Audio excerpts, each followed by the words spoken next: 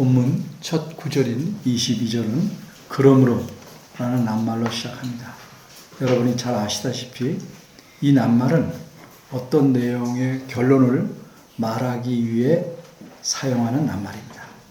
따라서 오늘 본문인 22에서 25절은 결론의 말씀이고 이런 결론이 나오게 만든 내용은 그 앞에 있습니다. 그러면 이 결론을 만들어낸 내용은 무엇일까?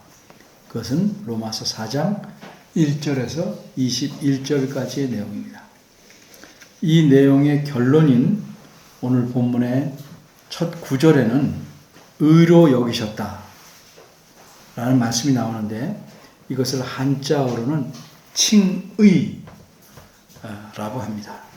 따라서 칭의에 대하여 두 가지를 살펴보려고 합니다. 첫째, 칭의의 주체와 대상. 둘째, 칭의의 수단과 근원. 첫째입니다. 칭의의 주체와 대상. 22절에서 그러므로라는 낱말 다음에 나오는 문장은 이것을 저에게 의로 여기셨느니라 하는 말씀입니다. 이 말씀을 원문에서 직역하면 그것이 그에게 의로 여겨졌다라는 수동태 문장입니다. 우리말에서는 이런 수동태 문장이 부자연스럽기 때문에 별로 사용하지 않습니다. 그래서 우리말 성경에서는 능동태 문장으로 자연스럽게 매우 잘 바꿔놓았습니다. 예를 들면 수동태 문장은 이런 것입니다. 이 연필이 그에 의해서 내게 주어졌다. 이런 말은 우리가 듣기에 꽤 부자연스럽습니다. 이 예로 든 수동태 문장을 우리에게 자연스러운 능동태 문장으로 바꾸면 이렇습니다. 그가 이 연필을 내게 주었다. 얼마나 자연스럽습니까? 하지만 헬라어나 영어에서는 이런 수동태 문장을 자주 많이 사용합니다. 고맙게도 우리말 성경에서는 22절 말씀을 자연스럽게 잘 바꿔놓았습니다. 따라서 우리말 성경에 표현된 문장에 따라서 칭의의 주체와 대상이 누구인지를 알아보겠습니다. 칭의의 주체란 누가 의롭다 여기시는가, 누가 칭의하는가를 뜻하고 칭의의 대상은 누가 의롭다고 여겨지는가. 다시 말해서 누가 칭의의 주체가 누구를 의롭다고 하시는가를 뜻합니다. 22절을 보면 이것을 이란 말이 나오는데 본문 앞의 내용을 보면 무엇인지 알 수 있지만 한마디로 이것은 믿음을 가리킵니다. 믿음. 정확히 말해서 하나님을 믿는 믿음을 가리킵니다. 그리고 저에게는 이란 말은 아브라함에게라는 뜻입니다. 그러면 누가 믿음을 의로 여기셨습니까? 그 앞의 내용을 보면 분명하게 알 수 있는 바대로 하나님께서 그렇게 하셨습니다. 그리고 하나님께서 의롭다고 여겨주신 대상은 누구입니까? 아브라함입니다. 따라서 22절 말씀은 하나님께서 아브라함의 믿음을 보시고 그를 의롭다고 여겨주셨다라는 뜻입니다. 이처럼 칭의의 주체는 아브라함이 아니라 하나님이십니다.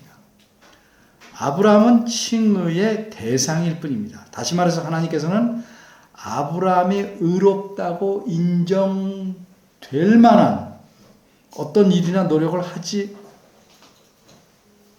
하지 않았어도 그를 의롭다고 여겼다는 겁니다. 바꿔 말하면 아브라함이 어떤 의롭다고 인정할 만한 일이나 노력을 해서 그것을 인정해서 아브라함을 하나님께서 의롭다고 하신 것이 아닙니다. 오히려 아브라함은 아무 일도 하지 않았는데 의롭다고 하는 문제에 관해서는 아무 일도 하지 않았는데 하나님께서는 아브라함이 다만 하나님을 믿기에 그를 의롭다고 여겨주셨습니다. 이런 사실을 로마서 4장 5절에서는 이렇게 설명합니다. 이를 아니할지라도 경건치 아니한 자를 의롭다고 하시는 이를 믿는 자에게는 그의 믿음을 의로 여기시나니. 그러면 아브라함은 하나님을 어떤 상황에서 믿었습니까? 한마디로 아브라함은 인간적으로 볼 때 자식을 전혀 낳을 수 없는 상황에서 이렇게 말씀하신 하나님 믿었습니다. 그 내용에 대해서 본문 앞부분에 있는 로마서 4장 18절에서 22절은 이렇게 말씀합니다. 표준 세번역 개정판으로 제가 읽어보겠습니다. 아브라함은 희망이 사라진 때에도 바라면서 믿었으므로 너의 자손이 이와 같이 많아질 것이다 하신 말씀대로 많은 민족의 조상이 되었습니다. 그는 나이가 100세가 되어서 자기 몸이 이미 죽은 것이나 다름없고 또한 사라의 태도 죽은 것이나 다름없는 줄 알면서도 그런 믿음이 약해지지 않았습니다. 그는 하나님의 약속을 믿고 의심하지 않았습니다. 오히려 그는 믿음이 굳세어져서 하나님께 영광을 돌렸습니다. 그는 하나님께서 스스로 약속한 바를 능히 이루실 것이라고 확신하였습니다. 그래서 하나님께서는 이것을 보시고 그를 의롭다고 여겨 주셨습니다. 성경이 설명하는 말씀입니다. 그러면 하나님께서 믿음을 보시고 의롭다고 여겨주신 사람은 오직 아브라함뿐이었을까? 그래서 이제 우리는 23절 말씀처럼 이런 사건을 왜 성경에 써 놓았을까 하는 점에 대해서 생각해 보려고 합니다. 로마서 15장 4절에 보면 이런 말씀이 있습니다. 무엇이든지 절에 기록한 것은 구약 성경을 가리킵니다. 우리에게 교훈을 주려고 한 것이며 성경이 주는 인내와 위로로서 우리로 하여금 소망을 가지게 하려고 한 것입니다. 표준세번역 개정판입니다. 이 말씀에서 우리에게 교훈을 주려고 라는 말씀은 성경이 우리에게 가르치려고 라는 뜻입니다. 그러면 아브라함이 하나님 믿으며 이것을 그의 의로 여기셨다는 말씀을 기록해 놓은 것에서 우리는 무엇을 알고 배울 수 있습니까? 23절과 24절은 이렇게 대답합니다. 아브라함을 의롭게 여기셨다는 사실을 성경에 기록해 놓은 것은 그 사실이 단지 아브라함만을 위한 것이 아니고 우리도 위한 것이라는 점을 가르쳐 주려는 것이다. 이처럼 하나님께서 아브라함 믿음 보시고 그를 의롭게 여기신 것을 성경에 기록하게 하신 것은 하나님께서는 그 믿음을 보시고 의롭게 여기시는 대상에 오직 아브라함뿐만 아니라 아브라함처럼 하나님을 믿는 믿음을 가진 우리도 포함된다 하는 사실을 알려주려는 것입니다. 따라서 하나님께서 의롭다고 여겨주시는 대상은 누굽니까? 칭의의 대상은 누굽니까?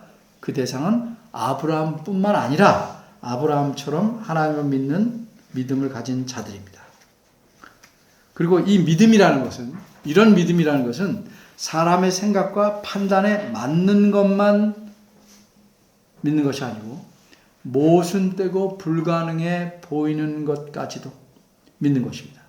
자기 생각이나 판단에 맞는 것만 믿는 것은 사실상 믿음이 아니고 동의예요. 또는 찬성일 뿐입니다. 믿음이 아닙니다.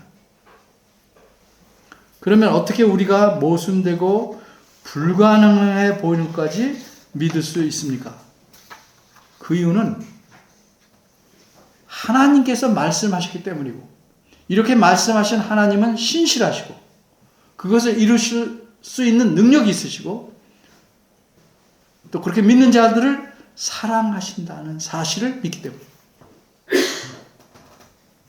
둘째, 칭의의 수단과 근원. 여기서 우리가 꼭 혼돈하지 않고 잘 구별해서 명심해야 될 사실이 있습니다. 그것은 하나님께서는 세상의 모든 사람들을 의롭다고 하시지는 않는다는 사실입니다. 다시 말해서 제한이 있어요. 제한. 어떤 제한입니까? 하나님께서는 오직 믿는 자만을 의롭다고 하십니다. 24절에 이렇게 말씀합니다. 의로 여기심을 받을 우리도 위함이니 곧 우리 주를 죽은 자 가운데서 살리신 이를 믿는 자니라. 우리 주, 즉 예수님을 죽은 자 가운데서 살리신 이는 누굽니까? 하나님이십니다. 앞부분에 있는 로마서 4장 17절에서는 아브라함에 대해 이렇게 말씀합니다. 그의 믿음 바 하나님은 죽은 자를 살리시며 없는 것을 있는 것 같이 부르시는 이시니라. 아브라함은 하나님을 어떤 분을 믿었습니까? 그는 하나님을 죽은 자도 살리시고 없는 것도 있게 하시는 분으로 믿었습니다. 따라서 24절은 아브라함처럼 하나님을 믿는 자라야 하나님께서 그를 의롭다고 하신다는 말씀입니다.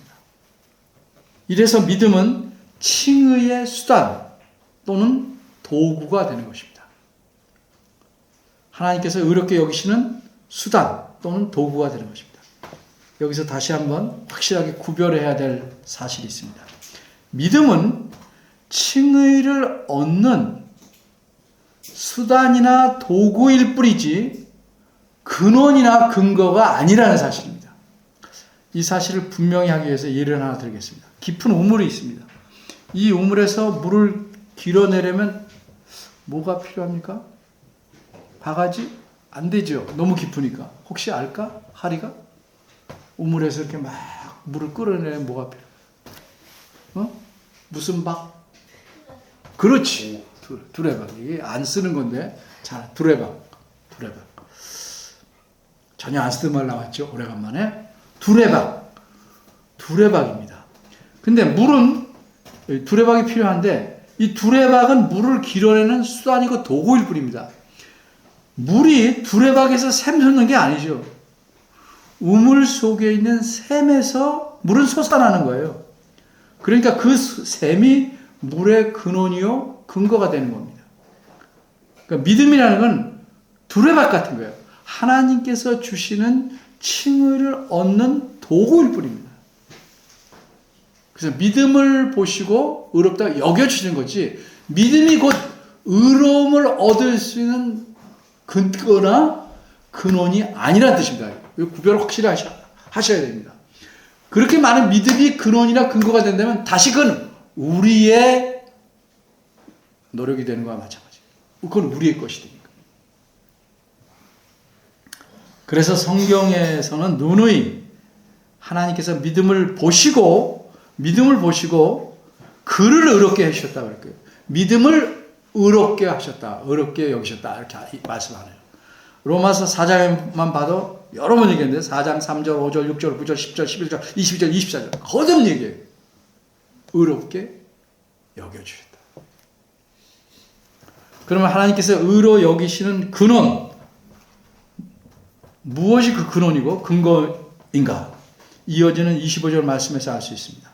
25절은 예수님의 죽으심과 살아나심에 대해 말씀합니다. 우리말 성경에서는 24절에서 하나님을 믿는 것을 말씀하다가 25절에 예수님에 대한 말씀이 나오니까 서로 연결이 좀 자연스럽지 않은 것처럼 보여요. 그런데 이건 번역상 어쩔 수 없는 것이고 원어로 보면 25절은요. 24절에 있는 예수님을 꾸며주는 문장이에요. 그러니까 문장이 굉장히 기니까 우리말 성경에서는 나눠놨어요.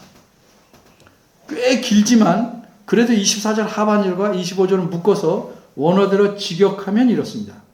우리 죄들을 위하여 내어준 바 되었고 또한 우리 의로움을 위하여 살아나시게 된 예수 우리 주를 죽은 자 가운데서 살리신 분을 믿는 자이다. 25절은 예수님을 꾸며주는 거예요.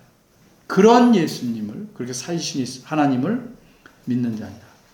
이처럼 24절과 25절에서 강조하는 믿음은 하나님에 대한 믿음입니다. 그리고 하나님께서 의로 여겨주시는 그 칭의의 근원은 예수 그리스도의 죽으심과 살아나심입니다. 그러기에 우리는 막연히 나는 예수님 믿는다 이렇게 말해서는 안 되고 예수님께서 우리 죄 때문에 죽으셨고 또한 살아나셔서 나를 의롭게 하셨다 라고 믿어야 됩니다. 무엇을 믿는가 예수님에 대해서 그 내용이 있어야 돼요.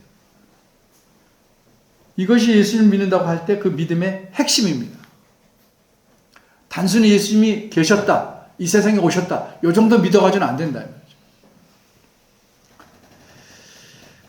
근데 우리가 놓치지 말아야 할 것은 예수님을 믿는다는 그 믿음 안에는 또한 예수님의 아버지이신 성부 하나님에 대한 믿음도 함께 들어있어야 한다는 사실입니다.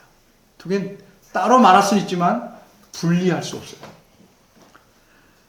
제가 늘 자주 쓰는 말이지만 손이 있다고 할 때 손등과 손바닥이 있는 것처럼 참된 믿음에는 성부 하나님에 대한 면과 예수님에 대한 면이 함께 들어있어요. 어떤 곳에서는 이쪽 면을 말하고 어떤 곳에는 저쪽 면을 말하지만 항상 하나님에 대한 믿음, 예수님에 대한 믿음은 함께 있는 겁니다.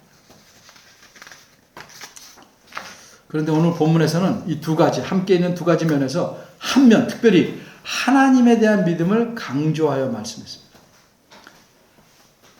예수님께서 우리를 위해서 기꺼이 자기 생명을 내놓고 십자가에서 죽으시고 살아나셨습니다. 그러나 이렇게 예수님을 통해서 우리가 구원을 얻도록 계획하신 분은 누굽니까? 성부 하나님이십니다. 그래서 25절에서는 의도적으로 수동태를 사용해서 하나님께서 하신 일을 강조합니다. 설명하자면 우리 죄들을 해결하기 위하여 예수님을 내어주신 분이 하나님이시고 우리를 의롭다고 하시기 위해 예수님을 살리신 분이 하나님이시라고 표현했습니다. 제가 지금 말은 능동태로 했지만 원문에서는 그렇게 이제 수동태로 얘기하고 있어요.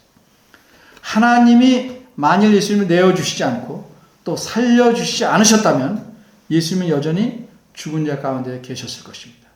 그러면 우리의 죄도 그대로 있고 따라서 우리는 결단코 의롭다고 여겨주심을 얻지 못했을 것입니다. 그래서 본문에서는 하나님에 대한 믿음을 강조하는 겁니다.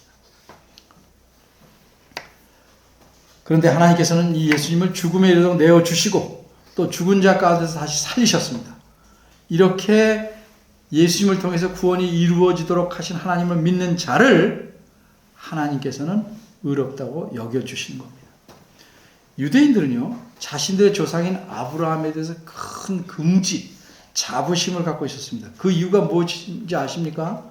아브라함은 하나님 앞에서 온전하였기 때문에 의롭게 되었다 라고 생각하였기 때문에. 바꿔 말하자면 아브라함이 하나님 말씀에 온전히 순종해서 이런 자기 행위로 의롭다 하심을 얻었다라고 유대인들은 생각했습니다.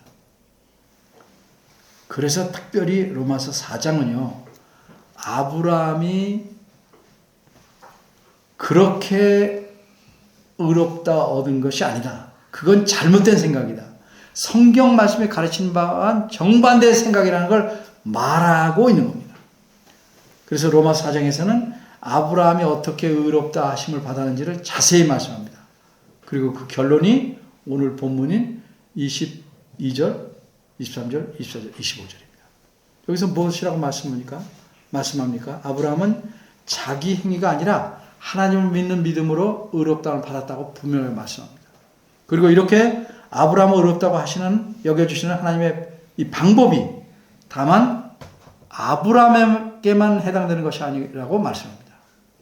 하나님께서 의롭다고 하시는 그 수단, 즉 하나님께서 칭의하시는 방법은 하나님을 믿는 모든 사람에게 똑같이 적용되는 원칙이 됩니다. 이 원칙을 잘 알라고 하나님께서 어떻게 의롭다고 여겨주시는지를 잘 알라고 아브라함이 어떻게 의롭다함을 받았는지를 성경에 기록해 놓은 것입니다. 그런데도 안타깝게도 오늘날 정말 많은 사람들이 유대인처럼 생각하고 행동합니다. 자신이 죄를 짓지 않고 바르게 살면 또는 선한 일을 많이 하거나 많은 공로를 쌓으면 의롭다함을 얻어 구원을 받을 것이라고 생각합니다. 뒤집어 말하면 자기가 무엇을 잘못하면 이것 때문에 구원을 잃을 것이라고 생각한다 이 말이죠. 무엇을 잘못하면 용서를 빌 것이지 그것 때문에 그리스도인이 구원을 잃을 것이다 생각하는 건 믿음이 약하거나 없는 겁니다.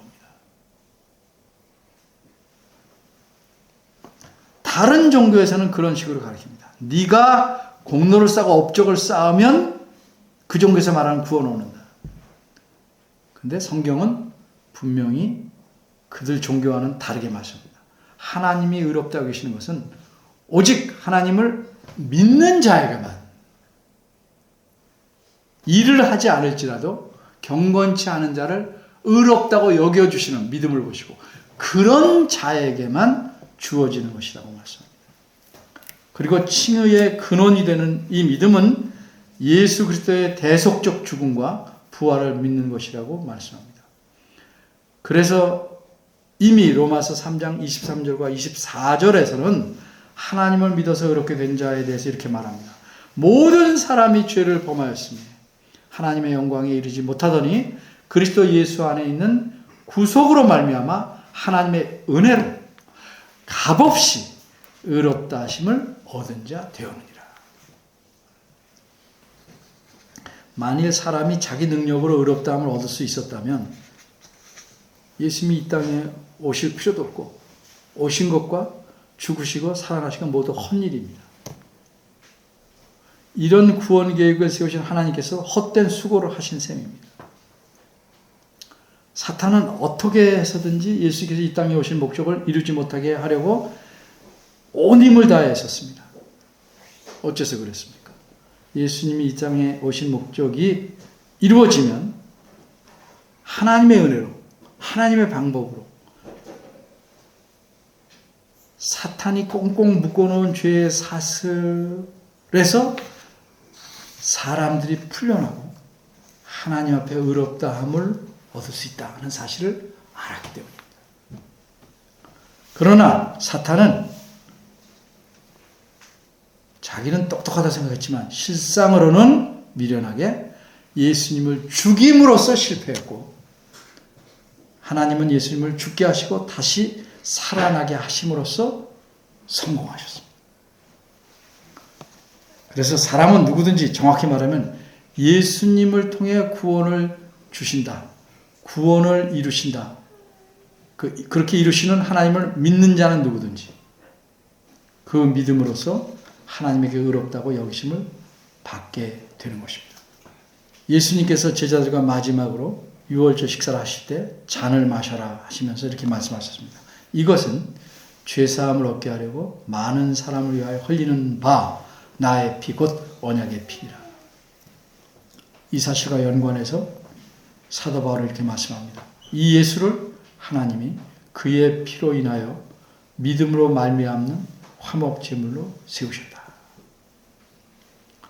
그러므로 우리가 믿음으로 의롭다 하심을 얻었다. 로마서 5장 1절. 잠시 후에는 우리가 성찬 예식을 행합니다.